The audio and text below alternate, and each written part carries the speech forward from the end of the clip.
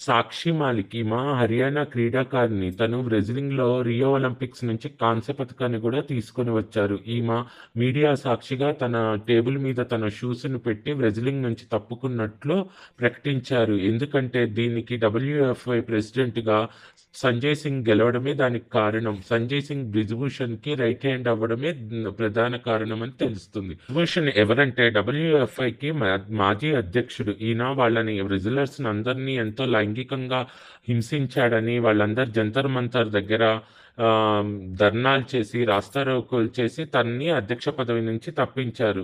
మళ్ళీ అతను రైట్ హ్యాండే అధ్యక్ష పదవిని తీసుకోవడం వల్ల తను రెజ్లింగ్ నుంచి తప్పుకుంటున్నట్టు, సంజయ్ సింగ్ బ్రిజ్‌భూషణ్ కంటే క్రూరుడని, వాళ్ళ మీద లైంగిక దాడులు ఇంకా పెరగవచ్చునని వాళ్ళు ఆందోళన వ్యక్తం చేస్తున్నారు. బేటీ పడావో బేటీ బచావో అని తీసుకొచ్చిన గవర్నమెంట్ ఏం చేస్తుందో నాకైతే